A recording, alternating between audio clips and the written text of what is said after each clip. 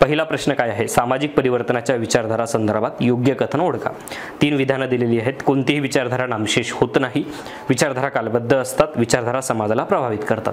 ज्यांनी हे पुढचे 10 प्रश्न जे आहेत ते पाहिलेले आहेत ते पुढे 10 प्रश्नानंतर 11व्या प्रश्नापासून तुम्ही सुरू करा. ओके, जर तुम्ही नाही पाहिलेलं आहे ते लेक्चर जर पाहिलेलं नाही, स्किप केलेलं असेल, वाचन सुद्धा नाही केलेलं आहे, डायरेक्ट मी प्रश्नपत्रिका सोडवलेली आहे तर हरकत नाही, मग तुमच्यासाठीच हे सेशन आहे. ओके, कोणतीही विचारधारा नामशेष होत नाही. ओके, मग ती प्राचीन असेल, मध्ययुगीन असेल किंवा आधुनिक असेल, ती सध्या काळामध्ये सुद्धा असते. त्याचे अंश जे आहेत ते विविध विचारधारांवर, समाजातीलच ज्या नव्या विचारधारा निर्माण होतात त्यांच्यावर सुद्धा त्याचा प्रभाव असतोच. पहिलं वाक्य बरोबरच आहे.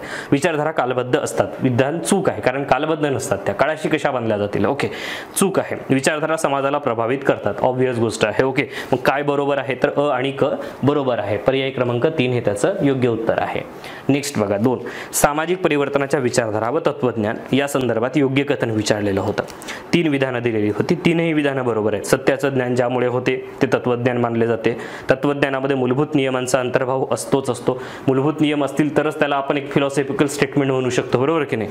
तत्वज्ञानाच्या आधारे विचारधारांचा अवलंब समाज करतो, बरोबर आहे, कारण त्याला फॉलो करतो समाज. ओके, त्यातूनच विचारधारा निर्माण होतात आणि त्या सामाजिक कृतीला, सामाजिक सुधारणा चळवळीला सुद्धा जे आहे ते दिशा देण्याचं काम करतात. कारण कुठलाही एक विचार जो आहे तो कृतीला प्रेरणा देण्याचं काम करतो बऱ्यापैकी. ओके, वरीलपैकी सर्व हे त्याचं योग्य उत्तर आहे. पर्याय क्रमांक 4. ओके, नेक्स्ट बघा 3रा प्रश्न, समाजकार्य करताना समाज परिवर्तनाच्या विचारधारा समाज कार्यकर्त्याला खालील कोणत्या बाबतीत मदत करतात. कशासाठी मदत करतात तर एक, सामाजिक आकलन होण्यासाठी मदत करतात, समस्येचं आकलन होण्यासाठी, गरजेनुसार सेवा देताना सुद्धा मदत करतात. पहिला महत्त्वाचा मुद्दा, कारण सेवा देताना तुमचा दृष्टिकोन कसा असला पाहिजे यासाठी महत्त्वाचे आहेत. जर तुम्ही सेवा देत आहात, सेवा देत असताना तुम्ही माझंच खरं म्हणून त्या सेवा लादत असाल तर त्या सेवा देण्याला काही अर्थच राहत नाही, बरोबर की नाही. तर तुमचा लोकशाही दृष्टिकोन असला पाहिजे, समोरच्या व्यक्तीचं म्हणणं काय आहे ते समजून घेण्याची तुमची तयारी असली पाहिजे. अशा सगळ्या गोष्टी ज्या आहेत याच्यामध्ये आहेत. संविधानिक मूल्यांची तुम्हाला जाण असली पाहिजे. लिंगभेद, वंशभेद, वर्णभेद तुम्ही त्या ठिकाणी जे आहे त्याला कुठेही थारा देणार नाही, अशा पद्धतीचा तुमचा व्यक्तिगत दृष्टिकोन पण असला पाहिजे. त्यानंतर तुम्ही व्यावसायिक समाजकार्य करता आहात तर ऑब्व्हियस गोष्ट आहे की तुमचे स्वतःचे काही नीतितत्व आहेत ते तुम्ही बाजूला ठेवा. व्यवसायाचे म्हणून नीतितत्व आहे त्याला प्राथमिक स्थान द्या, बरोबर आहे की नाही. तुम्हाला व्यक्तिगत काय वाटतं हा मुद्दा बाजूला ठेवा. व्यावसायिक मूल्य आहेत त्याची, त्याला नीतितत्व आहेत त्याला तुम्हाला प्राथमिक स्थान द्यावं लागणार आहे, त्याच्यानुसार तुम्हाला काम करावं लागणार आहे, लक्षात घ्या. ओके, त्यामुळे इथे व्यावसायिक समाज कार्यकर्त्याचा मुद्दा आहे वरीलपैकी सर्व. नेक्स्ट बघा 4था प्रश्न काय विचारले त्यांनी. 4था प्रश्न म्हणजे थोडं फास्ट यासाठी जातोय कारण हे झालेले प्रश्न आहेत म्हणून. प्राचीन, नंतर मग आपण व्यवस्थित बघू. प्राचीनकालीन समाज परिवर्तनाच्या विचारधारा प्रामुख्याने होत्या. कोणत्या होत्या तर धार्मिकच होत्या, लक्षात घ्या. प्रामुख्याने हा शब्द आहे म्हणून धार्मिक होत्या. ओके, तसं जर मग धार्मिक असून निधर्मी असलेल्या अवैदिक विचारधारा होत्या ना त्याच्यामध्ये. ओके, परंतु प्रामुख्याने धार्मिक होत्या, त्यामुळे पहिला विधान बरोबर आहे. ओके, नेक्स्ट बघा काय विचारले. मध्यकालीन भारतीय समाजात समाज परिवर्तनाच्या विचारधारा प्रामुख्याने होत्या. आता हे मध्यकाळात विचारले. मध्यकाळामध्ये धार्मिक, धर्मातीत आणि निधर्मी पण दिसतात आपल्याला. ओके, त्याच्यामुळे हे जे आहेत ते 3ही त्याच्यामध्ये येतात आणि वरीलपैकी सर्व हे त्याचं योग्य उत्तर आहे. ओके, हे 4 मध्यकाळामध्ये. त्यानंतर मध्यकालीन नंतर बघा आता पौरात्य धर्म, पाश्चात्य धर्म असे प्रकार पडतात. पौरात्य धर्मात कर्तव्याला महत्त्व आहे आणि पाश्चात्य धर्मात स्वातंत्र्य, व्यक्तिवाद याला महत्त्व आहे. ओके, प्राचीन ग्रीक विचारधारा धार्मिक होती तर धार्मिकच होती, त्यात काही संशय नाही. ओके, तर त्याच्यामुळे हे 3ही विधान जर आपण पाहिलात ना हे बरोबरच ठरतात. मग योग्य विधान कोणते आहे तर वरीलपैकी सर्व योग्य आहे. 4था. ओके, 7वा. आता यामध्ये काय विचारले त्यांनी, अयोग्य विचारले, याच्यावर पण कॉन्सन्ट्रेट करा. दान, धर्म, परोपकार हे प्राचीन समाजकार्याचे रूप होते, 100% खरे. प्राचीन भारतात धार्मिक विचारधाराच अस्तित्वात होत्या. धार्मिक विचारधाराच अस्तित्वात होत्या. बघा आता पहिलं वाक्य आपण काय पाहिलं होतं, प्रामुख्याने प्राचीन भारतातील विचारधारा ज्या त्या धार्मिकच होत्या, परंतु इथे असं म्हटलंय प्राचीन भारतात धार्मिक विचारधाराच अस्तित्वात होत्या, म्हणजे एक्स्ट्रीम स्टेटमेंट केलं, त्याच्यामुळे आपण या आधारावर त्याला चूक करत आहोत. प्राचीन काळामध्ये सामाजिक स्तरीकरण अस्तित्वात होते का तर होते ना, दोन्ही अस्तित्वात होते. सामाजिक स्तरीकरण अस्तित्वात होते, चतुर्वर्ण व्यवस्था पण अस्तित्वात होती. ओके, तर हे अशा पद्धतीने म्हणजे याच्यामध्ये काय विचारते, अयोग्य कोणतं आहे तर फक्त ब अयोग्य आहे. ओके, एक्स्ट्रीम स्टेटमेंट आहे म्हणून आपण त्याला चूक केले. महात्मा गांधी यांचे विविध विचार खाली दिलेले आहेत. कोणता एक विचार, हा प्रश्न त्यावेळेला नव्हता म्हणून मी याला सांगतो तुम्हाला. बघा, स्वराज्याविषयी गांधीजींचे मत काय आहे तर लोकांच्या संमतीने चाललेले हिंदुस्थानचे शासन, ओके, स्वराज्याविषयी गांधीजींचे काय मत आहे, लोकांच्या संमतीने चाललेले, ना की फक्त दिल्लीवरून सरकार चालतं त्याला आपण स्वराज्य म्हणणार, ओके. तर त्यामुळे दिल्लीवरून चालणारं सरकार हे स्वराज्य नाही खऱ्या अर्थानं. तर त्यामुळे जे ग्रामीण पातळीवर, याचा अर्थ काय, तर विकेंद्रीकरण हे त्यांना एक्सपेक्ट होतं, ओके. म्हणजे तुम्ही फक्त दिल्लीवरून निर्णय घेणार आणि ते ग्रामीण पातळीवर राबवणार, तसं होणार नाही. लोकांच्या मागण्या काय आहेत, लोकांच्या गरजा काय आहेत, इथपासून तर लोकांना स्वायत्त शासन उपलब्ध करून द्या इथपर्यंत, म्हणजे कुठेतरी स्वायत्ततेला गांधीजी चालना देतात. त्यामुळेच त्यांनी ग्राम स्वराज्याची भूमिका सुद्धा मांडलेली होती. त्यामुळे स्वराज्याविषयी गांधीजींचं मत असं आहे की लोकांच्या संमतीनं चाललेलं हिंदुस्थानचं शासन म्हणजे स्वराज्य आहे, ओके. मध्ययुगातील उदारमतवादी तत्वज्ञानामध्ये शासनाच्या न्यूनतम हस्तक्षेपाचे हे एक महत्त्वाचे तत्व आहे. आता शासनाचा न्यूनतम हस्तक्षेप हे उदारमतवाद मानतं, हे तुम्हाला मी आधी उदारमतवाद शिकवताना सुद्धा सांगितलं की उदारमतवादाचं थोडक्यात म्हणणंच असं आहे की शासनाचा म्हणजे स्टेटचं हस्तक्षेप जो आहे तो अत्यंत कमी असला पाहिजे, ओके. परंतु ते स्टेटला नाकारतात का, तर नाही, सनदशीर शासन त्यांना पाहिजेच आहे, ओके. त्याच्यामुळे बघा हे बरोबरच आहे. उदारमतवाद तत्वाचा विकसित आविष्कार म्हणजे अराज्यवाद. आता अराज्यवाद म्हणजे गांधीजींनी जो अराज्यवाद मांडलाय तो मार्क्सवादाचा जो अराज्यवाद आहे त्याहून भिन्न आहे. कसा, कारण इथे कसं आहे की गांधीजी असं म्हणतात की जेव्हा व्यक्तींची नैतिक पातळी वाढेल तेव्हा लोकांना स्टेटची गरजच पडणार नाही. म्हणजे हा झाला गांधीजींचा अराज्यवाद. जो मार्क्स प्रणीत आहे तो क्रांती एक्सपेक्ट करतो, ओके. त्यामुळे इथे क्रांती आहे का, तर नाहीये. कुठे गांधीजींच्या दृष्टिकोनातून क्रांती नाहीये. गांधीजींच्या दृष्टिकोनातून नैतिक पातळी गाठली जाणे आणि त्यानंतर स्टेटची गरजच नसणे, याला अराज्यवाद म्हणतात गांधीजी, ओके. नेक्स्ट बघा, तिसरं, न्यूनतम शासन संस्था हेच ग्रामस्वराज्याचे सर्वांग सुंदर असे स्वप्न आहे. न्यूनतम शासन संस्था म्हणजे काय, स्टेटचा समावेशच कमी, म्हणजे स्टेट याचा अर्थ की जे सरकार असतात ना, लोकांना हस्तक्षेप, लोकांच्या व्यक्तिगत जीवनामध्ये हस्तक्षेप करणारे, ते सरकारच नको. याचा अर्थ थोडक्यात त्यांचा न्यूनतम हस्तक्षेप, म्हणतात ना माझ घरात काय चाललंय याच्यावर सुद्धा ते स्टेट येऊन पाहत आहे, ओके, की तुम्ही काय करत आहात. इथपर्यंत शासनाचा हस्तक्षेप होत असेल तर ते लोकांना नकोय किंवा ते विशिष्ट व्यक्तींना नकोय, तर त्यालाच आपण न्यूनतम शासन संस्था म्हणूया. तर हे न्यूनतम शासन संस्था हेच ग्रामस्वराज्याचे सर्वांग सुंदर असे स्वप्न आहे असे गांधीजी मानतात. बरोबर आहे. व्यक्तीच्या गरजा अमर्यादित आहेत हे गांधींना मान्य आहे, हे विधान चूक आहे. व्यक्तीच्या गरजा ह्या मर्यादित असायला पाहिजेत असं गांधीजींचं म्हणणं आहे. जो व्यक्तीच्या गरजा अमर्यादित असतात हे अर्थशास्त्राच्या भाषेत ठीक आहे आणि ते असतात, परंतु गांधीजींचं असं म्हणणं आहे की व्यक्तीच्या गरजा जर अमर्यादित राहिल्या तर जो काही आपल्याला समानता आणायची आहे आणि जो आहेरे वर्गाकडेची अधिकची संपत्ती ही नाहीरे वर्गाकडे वर्ग करायची ते शक्यच होणार नाही. म्हणून व्यक्तीच्या गरजा अमर्यादित आहेत, राईट, या गोष्टीला गांधीजी जे आहेत ते मान्यता देत नाही. आणि मग त्यांनी विश्वस्ताची संकल्पना सांगितली की ट्रस्टशिप जी आहे, म्हणजे तुमच्याकडे जे अधिकचं भांडवल हे झालेलं आहे, साचलेलं आहे, त्याला तुम्ही एक ट्रस्टी म्हणून बघा, एक विश्वस्त म्हणून बघा, ना की फक्त तो धनसंचय माझंच आहे आणि मीच त्याचा खरा वार हे जे आहे उपभोक्ता आहे आणि मीच ते सगळं जे आहे ते काय म्हणतात त्याचा उपभोग घेणार आहे, अशी भूमिका गांधीजींना मान्य नव्हती, ओके. व्यक्तीच्या गरजा अमर्यादित आहेत हे गांधीजींना मान्य आहे, हे विधान चूक आहे. आपल्याला काय विचारले त्यांनी, त्यांच्या मताशी जुडणार नाही असं विधान कोणतं आहे, ते चौथं विधान आहे, ओके. नेक्स्ट बघा, आता जोड्या लावा स्वरूपातला प्रश्न होता, आपण पाहिलेला आहे. 1 2 3 4 सरळ जोड्या लागतात.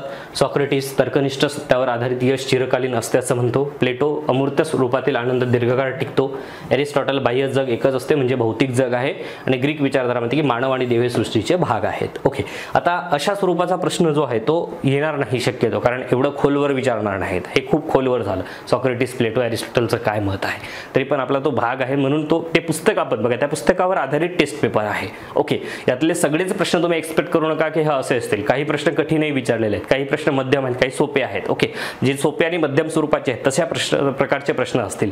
कठीण प्रश्न नसणार, परंतु कठीण काय विचारलं, कारण आपण असं नाही ना, वाघाची शिकार करायची असेल तर फक्त उंदराला मारण्याची तयारी नाही, वाघाची शिकार करायची असेल तर वाघाची शिकार करण्याचा प्रयत्न असला पाहिजे. तर त्याच्यामुळे त्या पद्धतीने आपल्याला शिकार करायची नाहीये, ओके. तरी सुद्धा प्राचीन भारतातील सामाजिक परिवर्तनाच्या विचारधारा संदर्भात योग्य कथन ओळखा. ब्राह्मणवादाचा विकास झाला आणि विषमता वाढीस लागली, अगदी बरोबर आहे. भारतीय प्राचीन विचारधारा देव आणि मानव यांना वेगळे मानतात, चूक आहे. देव आणि मानव यांना वेगळे मानत नाही भारतीय प्राचीन विचारधारा. भारतीय धर्म मानव आत्म्याच्या मुक्तीचा विचार मांडतात, अगदी. भारतीय धर्मामध्ये सगळेच धर्म आलेत, ओके. हिंदू धर्म आलाय, त्यानंतर जैन धर्म पण आहे, बौद्ध पण आहे. हे मानव मुक्तीचाच एक थोडक्यात काय म्हणतात विचार मांडतात, परंतु ते प्रत्येकाची विचार मांडण्याची पद्धत भिन्न आहे. कोणी मोक्ष म्हणतं, कोणी त्याला निर्वाण म्हणतं वगैरे, ओके. वरीलपैकी योग्य विधान कोणते आहेत, तर योग्य विधान कोणते आहेत, अ आणि क योग्य आहे. मग अ आणि क कुठे आहे, पर्याय क्रमांक 1 मध्ये आहे, 10 ला 1. 11 बघा, प्राचीन भारतातील सामाजिक परिवर्तनाच्या विचारधारा संदर्भात योग्य कथन ओळखा. जैन ही वैदिक विचारधारा आहे. वैदिक कशी काय असू शकणार? ती वैदिकला आव्हान देण्यासाठीच निर्माण झाली, त्यामुळे ती अवैदिक आहे. ओके. पुनर्जन्म होतो यावर जैन विचारधारा विश्वास करीत नाही, चूक आहे, विश्वास करते. मुक्ती मोक्ष यास निर्वाण हे रूप दिले जाते, अगदी खरं आहे. ओके. त्याच्यामुळे इथे काय आहे तर योग्य विधान कोणते आहे? तर योग्य फक्त एकच आहे, फक्त क.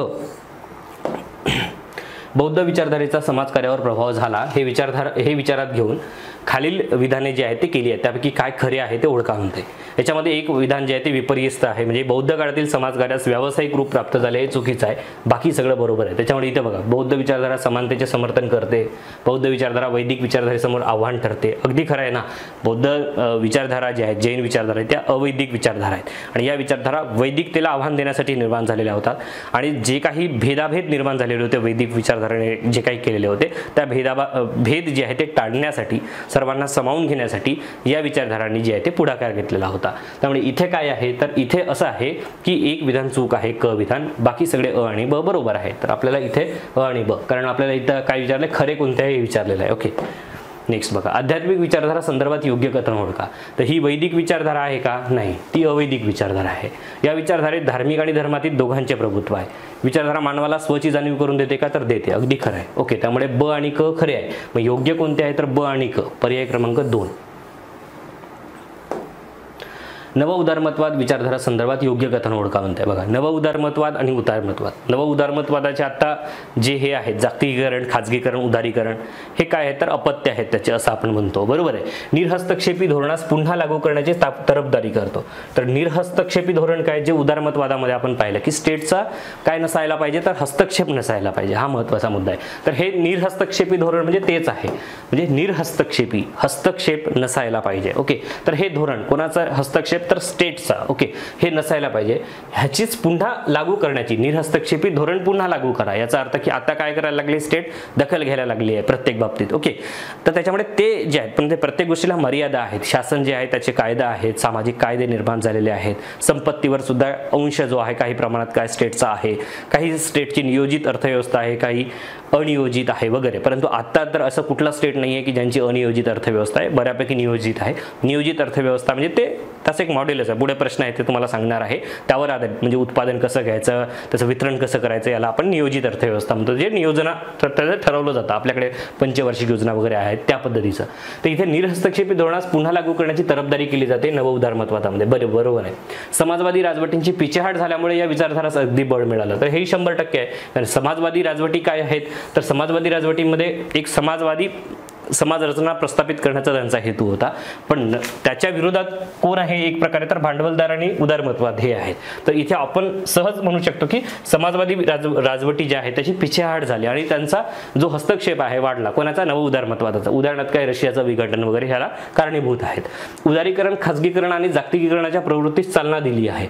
तर अगदी खरं आहे, म्हणजे नव उदारमतवाद तेच सांगतो ना की उदारीकरण करा, खाजगीकरण करा आणि जागतिकीकरणाचा मार्ग तुम्ही स्वीकारा, तेव्हाच तुमचा काय आहे विकास होणार आहे. बरोबर आहे. आणि त्यासाठी अनेक राष्ट्रांनी ते मार्ग स्वीकारण्याचा प्रयत्न केला. आपण सुद्धा 91 मध्ये हे स्वीकारलेलं आहे, हे आपण पाहिलेलं आहे. त्याच्यामुळे इथे काय आहे, योग्य विधान कोणती आहेत? योग्य विधान हे आहे, 2 आहे आणि 3ही आहे. त्यामुळे सर्वच जे आहे ते योग्य आहे त्याच्यामध्ये. ओके. कुठलंही विधान अयोग्य नाही. उदारमतवाद विचारधारा संदर्भात योग्य कथन ओळखा.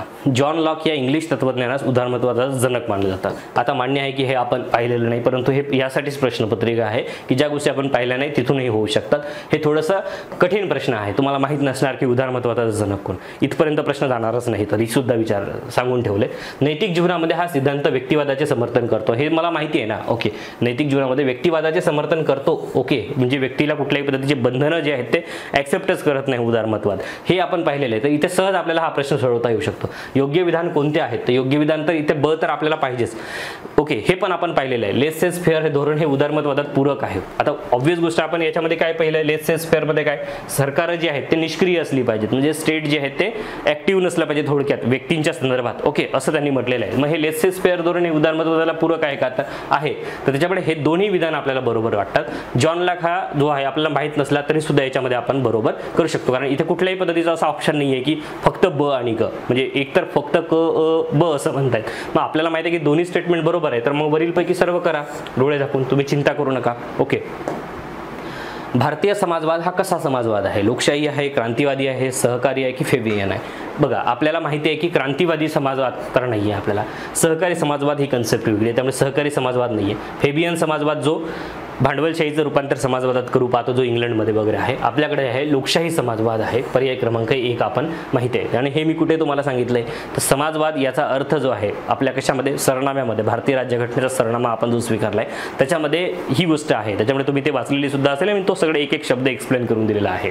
ओके, खाजगी व सार्वजनिक क्षेत्र यांचे साहचर्य असलेली अर्थव्यवस्था काय नावाने ओळखली जाते? हे दोघांचं सहअस्तित्व आहे, खाजगी पण आहे आणि हे मग मिश्र अर्थव्यवस्था म्हणून ओळखली जाणार आहे. ओके, बघा, रिकाम्या जागा साली कराची येथे भरलेल्या काँग्रेसच्या बैठकीत प्रथम समाजवादाची कल्पना मांडली. थोडासा फॅक्च्युअल प्रश्न आहे, 1931 मध्ये हे झालेलं होतं. ओके, महाराष्ट्रात सांस्कृतिक राष्ट्रवादाच्या उभारणीचं श्रेय या राजकीय नेत्याला दिले जाते.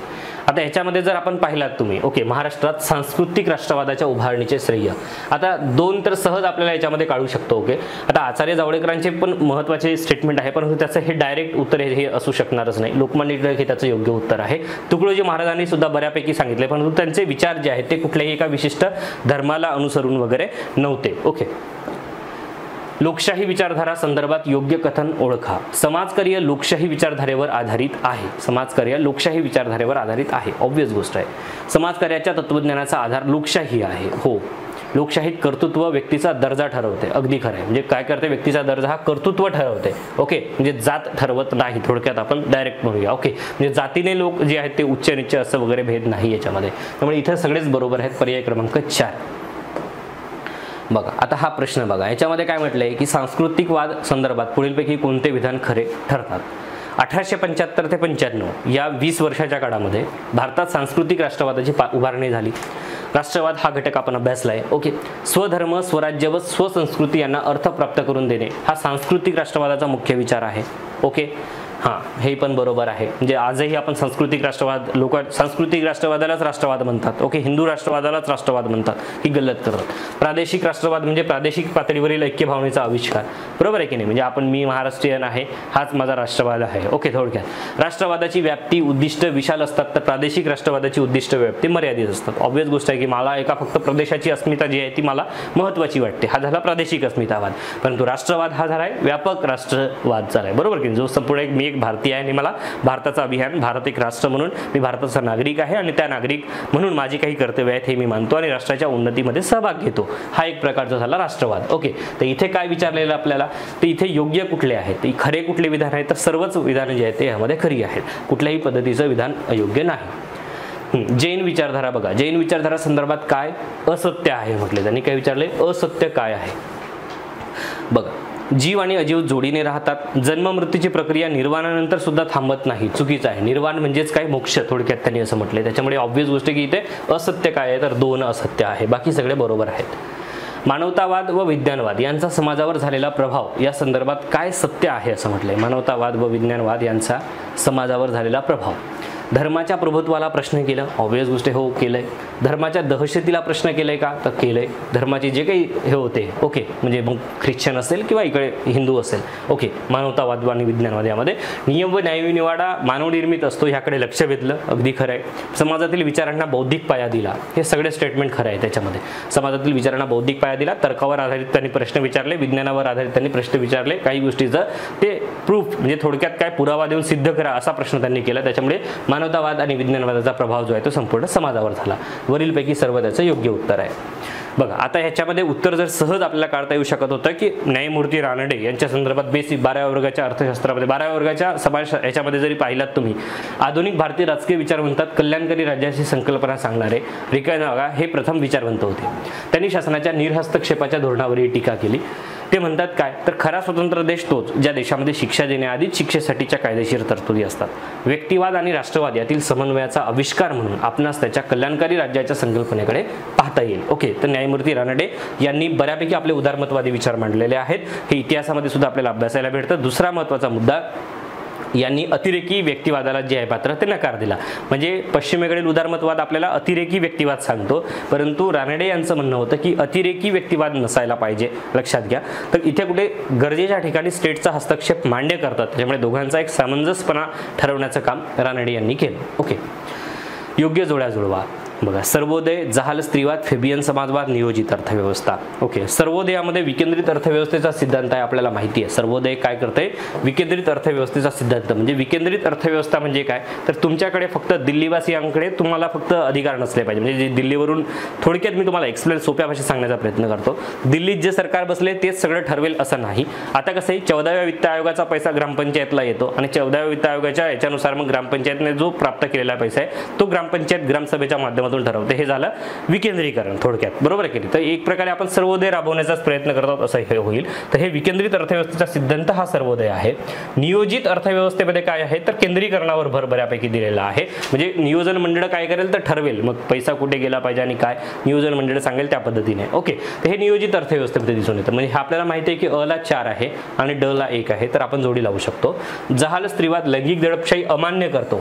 सरळ कुटुंब व्यवस्थेवर त्यांनी टीका केलेली आहे. फेबियन समाजवाद काय करतोय, तर भांडवलशाहीचे समाजवादामध्ये रूपांतर करण्याचा प्रयत्न करतोय. ओके, हा झाला फेबियन समाजवाद, म्हणजे एक प्रकारचा सोफिस्टिकेटेड आहे तो. ओके, हां, 26वा प्रश्न बघा. हा भक्ती मार्ग एक ईश्वरवादी आहे. देव संपूर्ण आहे असा यात विश्वास आहे. त्याला निराकार मानले गेले आहे आणि त्यामुळे देवाच्या मूर्ती, जीवनकथा, पूजा, देवालय, प्रथा, परंपरा यांची गरज उरली नाही. म्हणजे डायरेक्ट त्यांनी नकारच दिलेला आहे. मग हे निर्गुण आहे, लक्षात घ्या. ठीक आहे, हे सगुण असणार का, तर नाही. ओके, त्याच्यानंतर इथे बघा मूलतत्ववाद. आता मूलतत्ववाद म्हणजे काय, तर धार्मिक मूलतत्ववाद. ओके, म्हणजे काही लोकांचं कसं असतं की धर्मामध्ये कुठल्याही पद्धतीचा हस्तक्षेपच नको. धर्म हा प्रवाही नाहीत, जसा आहे तसाच, बरोबर आहे की नाही. कुठल्याही पद्धतीचे त्याच्यामध्ये सुधारणा वगैरे करायच्या नाही. आपल्या जे काही देव आणि यांनी जे सांगितलेलं आहे, जे लिखित आहे तेच शुद्ध पद्धतीनं ॲज इट इज तसंच असलं पाहिजे. असं झालं, हे याचा अट्टहास करणे म्हणजे मूलतत्ववाद थोडक्यामध्ये. ओके, तर मूलतत्ववाद यास काय अपेक्षित आहे, तर प्रत्येक धर्माची काही मूलभूत म्हणजे प्रेषितांनी सांगितलेली असतील, धर्मग्रंथात सांगितलेली असतील, ही तत्वे असतात. ओके, हे तत्वे असतात, हे मान्यच आहे सगळ्यांना. ओके, परंतु हे न बदलणारी असतात. इथे वाक्य बघा, ही तत्वे कधीही न बदलणारी, कायमस्वरूपी आणि टिकाऊ आणि अपरिवर्तनीय असतात.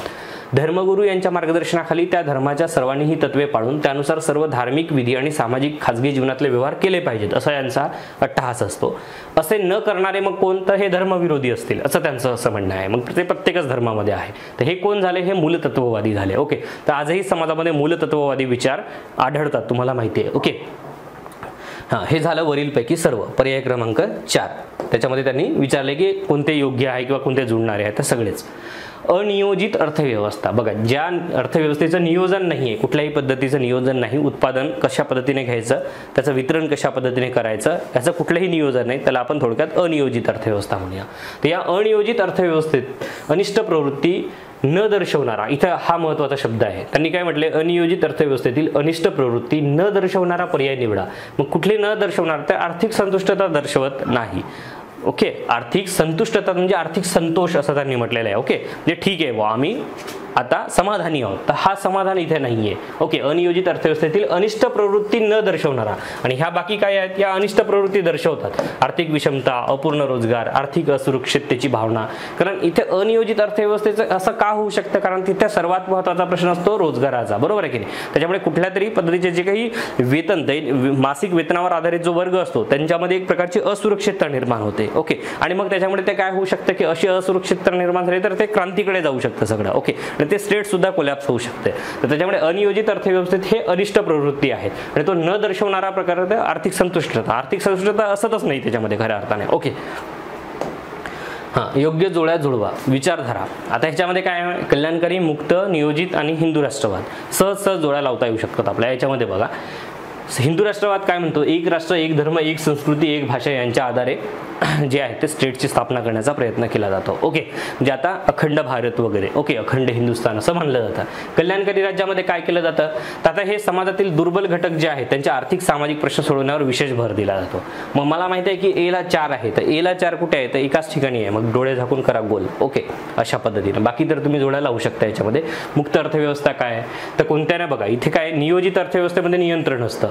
मुक्त अर्थव्यवस्था काय, बाजारावर सोडलेली असते. बाजारातील मागणी पुरवठ्याच्या नियमानुसार स्पर्धेत जे आहे ते पूर्ण स्पर्धेच्या याच्यामध्ये ती मुक्त अर्थव्यवस्था असते. ओके, बघा 30वा प्रश्न काय आहे, येथे रिकामी जागा म्हणजे ज्याला आकार आहे, जे ऑलरेडी गोष्ट जिथे पूजा आहे, मंदिरांची गरज आहे, ते सगुत झालंय. ओके, बुद्धी प्रामाण्यवाद हे आपण आपल्या नोट्समध्ये पण आहे, तुम्ही जर केला असेल तर तो तुम्हाला प्रश्न येईल. ओके, सगुण निर्गुण लेक्चर्समध्ये पण पाहिलेलं. ओके, तुम्ही सॅटर्डे संडे बघा, तुमच्याकडून जर झालं नसेल ना तर थोडं सॅटर्डे संडे बघून तुम्ही कव्हर करा ते. बुद्धी प्रामाण्यवाद या विचारधारेमध्ये विज्ञान, वस्तुनिष्ठता, युक्तिवाद, सत्य यांना महत्त्व असते. हो असते. घटना, परिस्थिती यांचा वस्तुनिष्ठतेने, विज्ञाननिष्ठतेने विचार केला जातो. युक्तिवाद ज्ञानाचे स्रोत मानले जाते आणि धर्माची जागा युक्तिवाद घेतो. सगळेच विधान बरोबर आहे, त्याच्यामध्ये कुठलाही चूक नाही आहे. ओके, इंग्लंडमधील हे जे काही कायदे आहेत ते समान आहेत, सगळे जोडायला हवे जे आहेत सोपे आहेत. ओके, त्याच्यामुळे इथे कुठल्याही पद्धतीची जोडी चुकीची नाही आहे. ॲज इट इज नोट्समधूनच प्रश्न विचारला आहे, जशाच तसं आहे हे सगळं. ओके, पण काही गोष्टी पाठ कराव्या लागतील तर त्या कराव्या लागतील. ओके, त्यामुळे पर्याय क्रमांक 4 हे त्याचं योग्य उत्तर आहे. मानवाधिकाराचा समाजावर झालेला प्रभाव आणि मानवाधिकाराच्या वैशिष्ट्यांबाबतीत काय खरे आहे असं म्हटलेलं आहे. मानवाधिकार समाजात शांतता निर्माण करतात. कोण म्हणतं अशांतता निर्माण करतात? अगदी खरं आहे. म्हणजे विनाकारण चूक करण्यात काही तथ्यच नाही आहे. ओके, तुम्ही सुद्धा व्यक्तिगत पेपर सोडवताना मानवाधिकार म्हणजे निसर्गात उपजतपणे असणारे नैसर्गिक अधिकार आहेत. बरोबर. मानवाधिकार मूलभूत स्वातंत्र्य, पूर्णत्वाने विकासाचा अधिकार व परवानगी देते. हो, मानवाधिकारामुळे गुणांच्या क्षमतांचा विकास व उपयोग करण्याच्या गरजा पूर्ण करण्याच्या संधी मिळतात. सगळं खरं आहे याच्यामध्ये. ओके, कुठल्याही पद्धतीचं मानवाधिकाराच्या वैशिष्ट्यामध्ये काय खरे आहे म्हटले, सगळेच खरे आहे, त्याच्यामध्ये चुकीचं विधान कुठलंच नाहीये. जोडायला हवा. सामाजिक सेवा, सकारात्मक कार्यवाही, सामाजिक न्याय आणि समतावाद. थोडासा कन्सेप्च्युअल प्रश्न होता की तुम्हाला असं वाटलं असेल की सामाजिक सेवा आणि सकारात्मक कार्यवाही काय. सकारात्मक कार्यवाही म्हणजे अफर्मेटिव्ह ॲक्शन, त्याला आपण थोडक्यात म्हणूया. बरोबर की नाही. याच्यामध्ये उदाहरणार्थ काय तर मागास समूहास विशेष सवलत, म्हणजे उदाहरणार्थ नियुक्त्या असतील किंवा जे काही एज्युकेशन इन्स्टिट्यूट आहे त्याच्यामध्ये प्रवेश आहे त्यासाठी काही सूट देणे त्या संदर्भात, मग हे अफर्मेटिव्ह ॲक्शन आहे. हे कोण करतं तर स्टेट करतं, शासन करतं. ओके, सामाजिक सेवा काय आहे तर नागरिकांच्या जीवनाचा स्तर उंचावण्यासाठी राज्यांद्वारे संघटित केलेल्या सेवा ह्या सामाजिक सेवा आहेत. सामाजिक न्याय काय आहे तर सामाजिक धोरणांची निर्मितीशी संबंधित आहे. सामाजिक धोरणांच्या निर्मितीशी म्हणजे काय, उदाहरणार्थ सामाजिक धोरणं त्या पद्धतीने आखली जात आहेत. सामाजिक धोरणं कशी आखली जात आहेत, मग जेंडर बजेट हे काय आहे एक प्रकारचं. जेंडर बजेट यासाठीच केलं जात आहे की सामाजिक न्यायाची जे आहे, सामाजिक न्याय कोणाला दिले, समाजातल्या सर्व घटकांना. मग दुर्बल असतील, कुठल्याही पद्धतीचा भेदाभेद नसेल, वंश कुठला आहे, लिंग कुठला आहे यावरून सुद्धा कुठलाही भेदाभेद नाही. आता महापालिका तृतीयपंथीयांचा समावेश जो आहे तो आपल्या याच्यामध्ये कर्मचारी वर्गामध्ये करून घेत आहेत. मग हे काय झाले, सामाजिक न्याय प्रस्थापित करण्यासाठीची कार्यवाही झाली एक प्रकारे. ओके, समतावाद राज्यशास्त्रातील एक समकालीन सिद्धांत आहे जो समतेची अपेक्षा करतो. ओके, हे झालं काय तर ABCD अशा जोड्या लागतात सहज सहज. ओके, 1 2 3 4. ओके, एक समकालीन विचार जो विचार आहे किंवा सिद्धांत आहे जो व्यक्तीचे स्वातंत्र्य, सार्वजनिक धोरणाचा वास्तविक आधार मानतो आणि हा सिद्धांत कल्याणकारी राज्याचे खंडन करत मुक्त बाजार अर्थव्यवस्थेत स्वातंत्र्याचा मूलमंत्र मानतो आणि व्यक्तींमधील परस्पर व्यवहारात राज्यांच्या किमान हस्तक्षेपाचं समर्थन करतो. हे कोण आहे तर स्वतंत्रवाद आहे. आता तुम्हाला सांगतो हा प्रश्न कसा सोडवता येईल.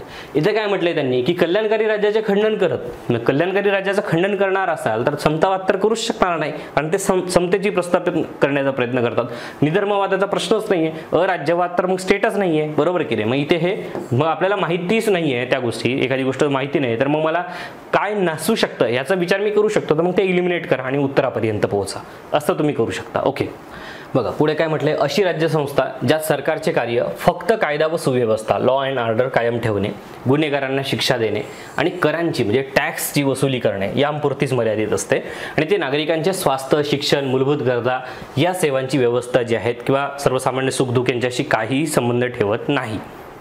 अशाला आपण काय म्हणतो तर पोलिस राज्य. ओके, पोलिस स्टेट म्हणतात त्याला.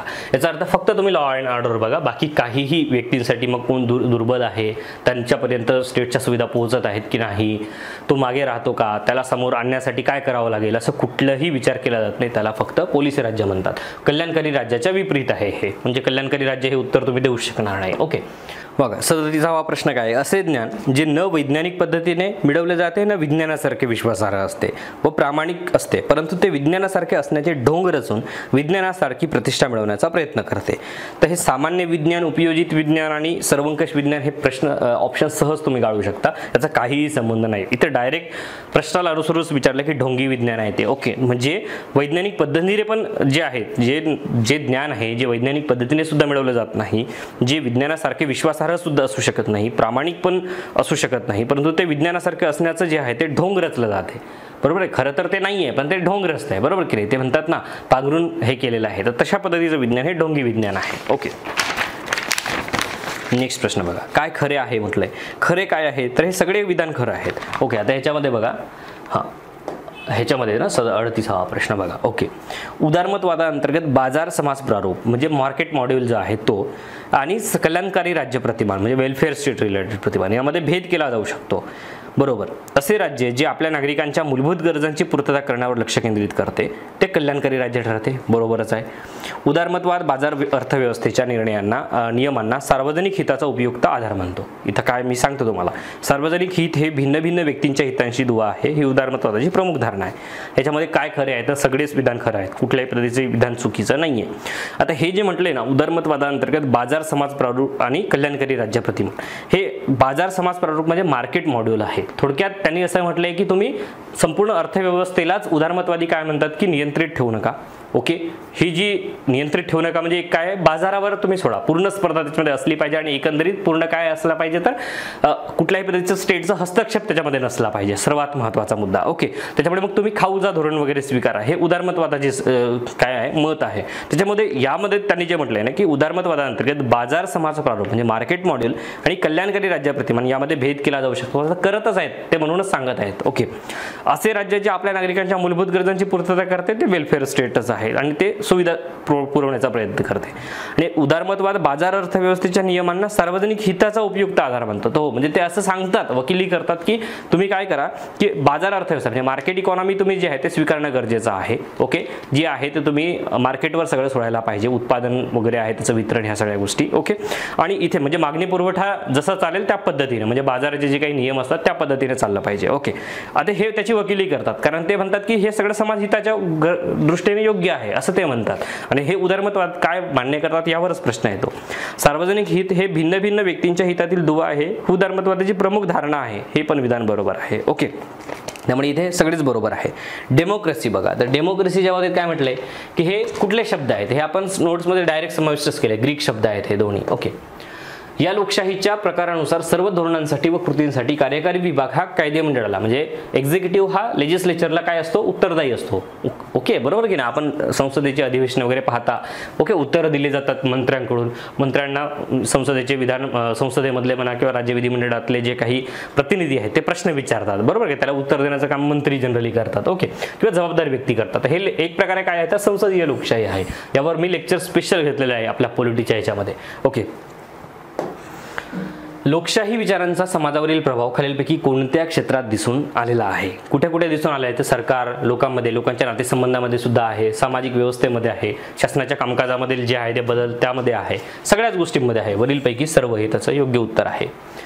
लोकशाही म्हणजे सहिष्णुता, ज्यांच्या मताशी आपण सहमत आहोत त्यांच्याप्रतीच नव्हे तर ज्यांच्याशी आपण सहमत नाही आहोत किंवा असहमत आहोत त्यांच्याविषयी सुद्धा सहिष्णुभाव बाळगणे, अशी लोकशाही प्रतिभावना कुणी व्यक्त केली तर पंडित नेहरू यांनी व्यक्त केलेली आहे. ओके, काय खरे आहे? समकालीन संदर्भात 70च्या दशकात स्त्रीवादी आंदोलनाचा प्रारंभ झाला. बरोबर, मी तुम्हाला यावर सांगितलेलं आहे, भाष्य केलेलं आहे. स्त्रीवादाचा पुरुषांच्या तुलनेत स्त्रियांची प्रस्थिती, भूमिका आणि अधिकार यांच्याशी गहन संबंध आहे. अगदी खरे. इंग्लिश विदुषी शीला रोबाथम या समाजवादी स्त्रीवाद प्रवाहाच्या प्रतिनिधी आहेत, हे पण सगळं बरोबर आहे. आणि स्त्रीवाद स्वयं राजकारणाच्या नव्या परिभाषेची मागणी करतो, हे पण खरं आहे. ओके, त्यामुळे चारही विधान त्यामध्ये सत्य आहेत. ओके, नेक्स्ट प्रश्न बघा. ॲडम स्मिथ या अर्थतज्ञांनी वेल्थ ऑफ नेशन्समध्ये काय केले? उदारमतवाद ही संकल्पना मांडलेली आहे. ओके, नेक्स्ट लेसेस बघा. लेसेस फेअरची संकल्पना पुन्हा आली. सरकार काय कसं असलं पाहिजे तर निष्क्रिय असायला पाहिजे. सरतशीर शासन मात्र आवश्यक आहे. व्यक्तिगत कृतींवर, विशेषतः व्यक्तिगत व्यापारावर कोणतेही बंधन नसायला पाहिजे. आणि कल्याणकारी धोरण स्वीकारणे जो आहे तो गरजेचं नाही आहे किंवा तो धोरण सरकारने स्वीकारावे असा आग्रह धरणारी ही विचारधारा आहे तर चुकीचं आहे, हे असं म्हणतच नाहीत ना. लेसेस फेअर असं म्हणतात की तुम्ही वेलफेअर स्टेट विनाकारण कशाला खर्च करताय. ओके, आणि जे गरीब आहेत त्यांना जो श्रीमंत कर भरतायत त्यातून जो वाटा मिळतो आहे तो मागण्याचा हक्कच नाहीये नैतिक, असं कोण म्हणतात? लेसेस फेअर वाले म्हणतात. त्यामुळे कल्याणकारी धोरण सरकारने स्वीकारावे असा आग्रह धरणारी विचारधारा आहे का? तर नाहीये. त्यामुळे चौथं जे विधान चूक आहे. त्यांनी काय म्हटलेलं आहे, आपल्याला काय विचारलेलं आहे तर इथं बघा, तर केवळ जे आहे केवळ 4 सोडून सर्व सत्य, हे त्याचं योग्य उत्तर असायला पाहिजे. 45चं उत्तर किती असायला पाहिजे? 2. ओके, आम्ही काही केलंय 45चं 2. हां, अगदी बरोबर. सामाजिक डार्विनवाद बघा, हे यांनी काय म्हटलेलं आहे सरळ की सर्वांना पुरेल अशी परिस्थिती समाजात नसल्याने जे जे लायक आहेत ते टिकतील आणि बाकी ते नष्ट होतील. निसर्ग सर्वोत्तमाची निवड करतो, प्रत्येक क्षमतेप्रमाणे मिळते आणि लायक असणाऱ्यांना फायदा मिळतो असं त्यांनी म्हटलेलं आहे. सामाजिक डार्विनवाद हे आपण पाहिले. वरीलपैकी सर्व हे त्याचं योग्य उत्तर आहे. बघा आता बेव्हरिजचा अहवाल आहे, तुम्हाला माहिती आहे, आणि बेव्हरिजने असं सांगितलेलं आहे की रोगराई, अज्ञान, दारिद्र्य, बेकारी याच्या विरोधात लक्षात घ्या या उद्दिष्टाला कल्याणकारी राज्याचा विचार जोडला गेला आणि त्याची प्रसिद्धी मोठ्या प्रमाणावर झाली. त्यांनी जो अहवाल दिलाय ना, द पीपल्स ऑफ सिक्युरिटी, सुरक्षेचे आधारस्तंभ, यामध्ये विचार मांडला की राज्यसंस्थेचा उद्देश जो आहे ना तो काय असला पाहिजे की ह्या ज्या काही कमजोरी आहेत या कमजोरींचा विनाश करणे आणि याच्यासाठीची तरतुदी करणे हे काय असलं पाहिजे, स्टेटने करायला पाहिजे. तर या विल्यम बेव्हरिज याचा तो अहवाल आहे. ऑप्शन क्रमांक 3. ओके. शाश्वत विकासाच्या संदर्भात प्रश्न आहे बघा 48 नंबर क्रमांकाचा. काय म्हटलेलं आहे की हा जो अहवाल आहे ना, आता तुम्ही देसलेमध्ये पण वाचला असाल किंवा तुम्ही रेग्युलर याच्यामध्ये सुद्धा, की शाश्वत विकास, धारणाक्षम विकासामध्ये तुम्ही वाचला असेल तर ते तिथे पण हा आहे, तिथूनच प्रश्न घेतलेला आहे. ओके. जागतिक पर्यावरण विकास आयोग यांनी हा अहवाल मांडलेला आहे. ओके, सगळ्याच पुस्तकामध्ये दिलेला आहे. हां, कृतीगट किंवा नवसामाजिक चळवळी. आता ह्याच्यामध्ये बघा कृतीगट काय विचारले त्यांनी की अन्यायी परिस्थितींशी, बघा इथे डायरेक्ट चुकीचं स्टेटमेंट तुम्हाला सांगतोय की याच्यामध्ये काय विचारलं की योग्य भाव दर्शवणारा पर्याय निवडा. तर हे जे आहेत कृतीगट, अन्यायी परिस्थितीशी लढा देण्याचा विचार लोकांमधून येणे आवश्यक मानले जात नाही. ओके, असं कसं आहे ना, अन्यायी परिस्थितीशी लढा देण्याचा विचार लोकांमधून येणे आवश्यक मानले जात नाही म्हटले, चुकीचं विधान आहे. आवश्यक मानलं जातं, बरोबर की नाही. लढा हा लोकांनीच दिला पाहिजे, ज्यांच्यावर अन्याय झाला आहे, जे पीडित आहेत त्यांनी दिला पाहिजे, आणि त्याच्यासाठी सक्षम करण्याचं काम हे ज्या चळवळी आहेत त्या करत आहेत. दडपशाही निर्माण करणाऱ्या परिस्थितीशी शोषितांची ओळख होणे गरजेचे नसते, असं नाही, चूक आहे हे विधान. दडपशाही निर्माण करणाऱ्या परिस्थितीशी शोषितांची ओळख होणं गरजेचं आहे आणि ते करून देण्याचा प्रयत्न जो आहे तो चळवळींच्या माध्यमातून होतो आहे. लढा शोषितांनीच देणे आणि त्यात शोषित सहभागी असणे व लढ्याचे नेतृत्व शोषितांनीच करणे गरजेचे मानले जात नाही, हे विधान पण चुकीचं आहे. गरजेचं मानलं जातं, त्यांनीच नेतृत्व करायला पाहिजे, याच्यासाठी पुढाकार घेतला जातो. ओके. चळवळी ज्या प्रकारच्या समाजाला आदर्श मानतात त्याच्या निर्मितीसाठी प्रयत्न करतात, अगदी खरं आहे. बाकीचे ते चूक आहे. विचारलं काय आहे तर केवळ 4 सोडून सर्व असत्य आहेत. ओके, 4 हे विधान सत्य आहे आणि बाकीचे काय आहेत, असत्य आहे. 50वा प्रश्न बघा, शांततेची संस्कृती, कल्चर ऑफ सायलेन्स कोणी मांडलेली आहे. ओके, डायरेक्ट प्रश्न आहे, पोलो फ्रेरी यांनी मांडलेला आहे, बरोबर आहे. ओके, भेटूया आपण नेक्स्ट सेशनमध्ये. थँक्यू.